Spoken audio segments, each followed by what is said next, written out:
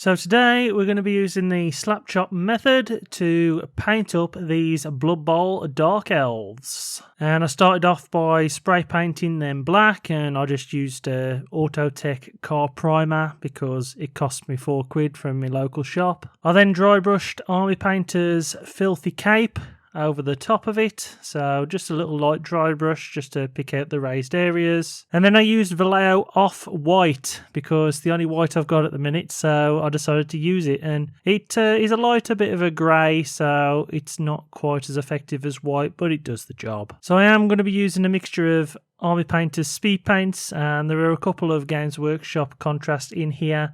But we start off by using the Grim Black speed paint, and I paint the boots and all the cloth areas on the Dark Elves. I then use Ultramarines Blue from the contrast range to paint the leggings or stockings, whatever they have on the legs. Some of these models have them, and I just paint them that contrast colour. I then use Hive Dweller Purple from the speed paint range to get the dark purple. Now this was a little bit too dark for what I wanted, but we'll go over that in a minute. And then I use Crusader Skin from Army Painter's speed paint range as well. And again, as you can see from the picture, this is what it comes out like, and this was just one coat, but for me it wasn't the best, so I do go over it, but that's what it looks like once it's done. Orc Skin from Army Painter, though, goes on all of the animal fur type areas that are on the model. I don't know what it is. It's part of the tabard, I think. And then I use Dark Wood to paint all the hair that you can see on all the models. So anything that has hair, I use the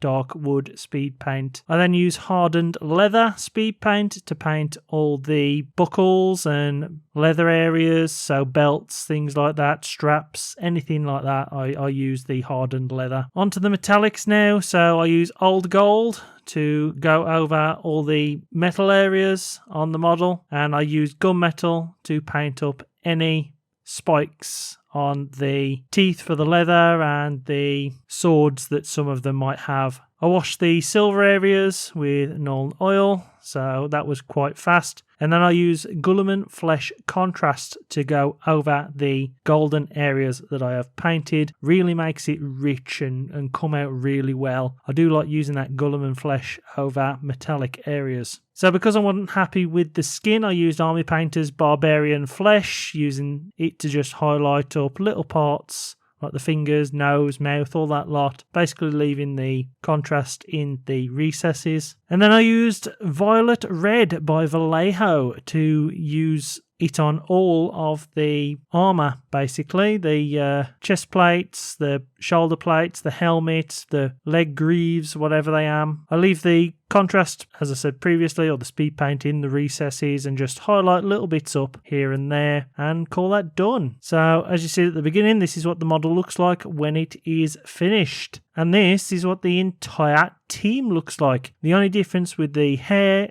on the Witch Elf is that I have used that black because there wasn't much black on her model for the cloth and stuff. But that's it. I think they look really, really nice all done up like this. And this is for Blitz Bowl, so that is 6 models, all I needed, completely done. I'm pleased with the results. You know, I was skeptical about the speed paint range and the contrast range using this new method. Bit slapdash if you ask me, but it works. Don't think it works with skin very good. I think you need to find a better skin, but other than that, it does the job, and that's all you can ask for. And this is what, when them based, as you can see, get them on the table fast. I think this took me 2 days, 2 lots of painting sessions, so about 6-7 hours. I watched House of the Dragon while I was painting these and got through that entire series. So yeah, not very long at all, and I'm pleased with the results. Thanks for watching.